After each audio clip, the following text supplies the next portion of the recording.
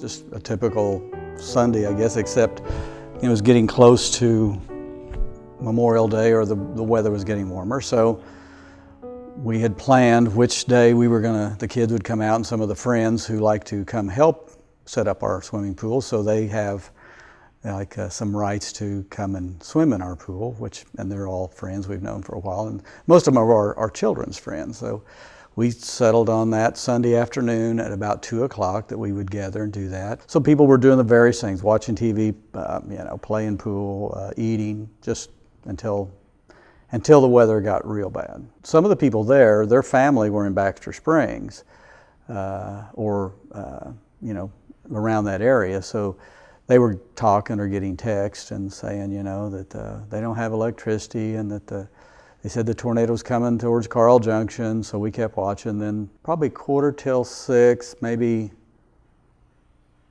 10 till 6. I didn't really look at the clock, but they started getting texts from their family that the tornado hit Joplin. There are various degrees of a tornado strike. So I didn't think anything about it so much until then another text come in that they say Home Depot's been destroyed. And then Walgreens is about gone. So then it's the photojournalism mind. I'm thinking, I got to go.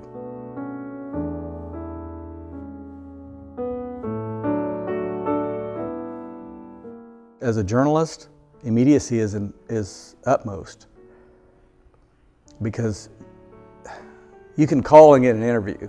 You can talk to people after the fact and get a story, but you can't get the photo. And so I just knew I had to get there. So it wasn't a question to me. I knew the storm was past. I thought I had no question I'd run into the storm. I just knew the sooner I got there, the better story I could tell. I've never been the kind of photographer that wanted the same shot everybody else had. And I didn't know anything, so I thought, I'm going to go I live out west anyway, just go straight down south and then come back in about the state line and head east. And then we started seeing damage, along Schifferdecker, and we turned back into the neighborhoods and see more. Well, we get to about 26th and Winfield. It's still on the way west side of Joplin, and it's devastation. We started making pictures. I saw there's pictures everywhere. People in shock. Just walking. Blood. Just walking. They didn't know, they were just following somebody else. There was nobody telling them where to go. And what I realized later, they had just come out of their houses. They had been pulled out by neighbors. They had been, got out themselves. And it's like, the shock element was, what do we do? Let's just follow whoever's, and it was a main road. They were walking up to 26th Street. So that's where I made probably the first half-hour pictures, was just on Winfield, along 26th and Winfield. And that's where the pictures of the people coming out, the images I made of people actually just being helped out. So while I was working, it was hard, but it wasn't that hard. You really just made eye contact and you didn't say anything to anybody, because they looked in shock. And I was in shock probably a little bit, just seeing what I was seeing. But it affected me more than anything else because, again, it was my town, my hometown, and my neighbors.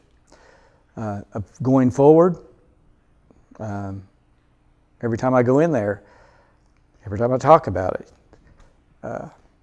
But that's what I do. So, and I've talked to so many people, got so many stories, and they're all different.